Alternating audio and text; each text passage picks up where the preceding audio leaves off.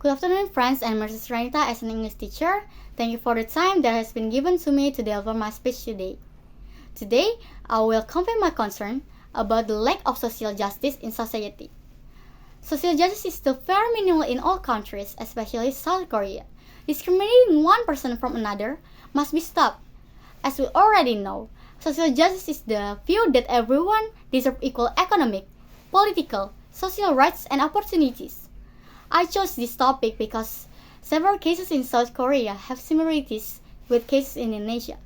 If we can respect others and focus on their strength, I believe social justice will be implemented. To start with, South Korea only accepts employees with good looks. South Korea has the highest per capita plastic surgery rate, according to a paper last year in the medical journal Aesthetic Plastic Surgery.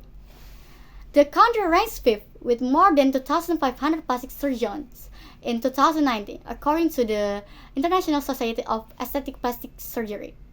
Of course, all this is not without reason. That's why 65% of women in South Korea have plastic surgery, and 99% are artists.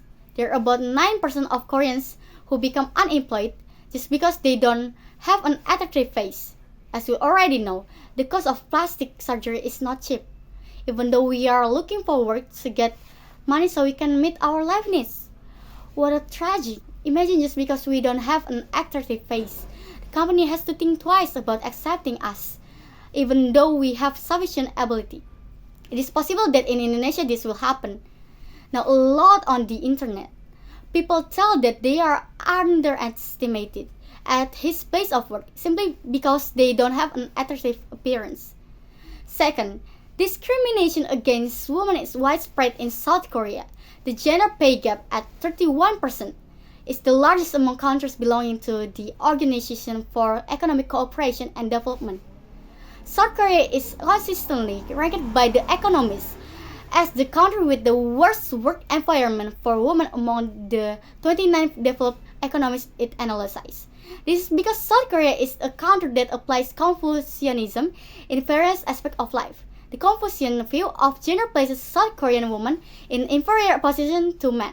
Male dominance occurs a lot in family, work, and general views in society, causing gender inequality.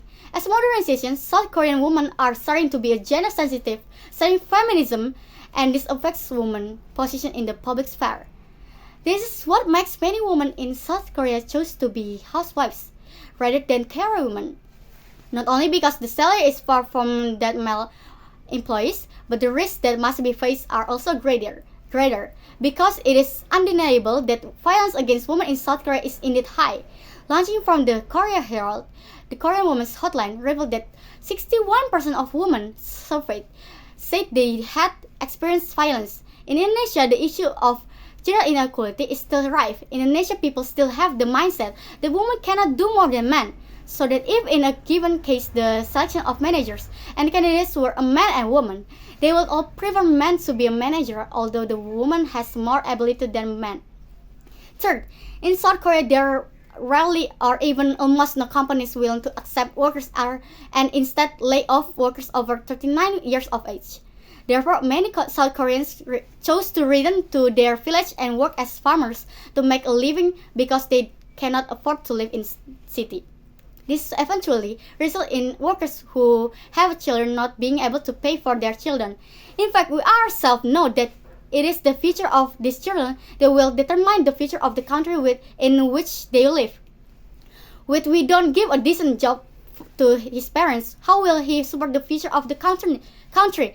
In the end, all these things will only harm the country itself. In Indonesia, there are many people who cannot pay for their children to go to the school because they don't have enough economy. Although there are scholarships for the less unfortunate, in my opinion, it is less effective because there are still many people who can afford it but take the rights of people who can't afford it. How evil they are. In conclusion, social justice is the right of all human beings who live.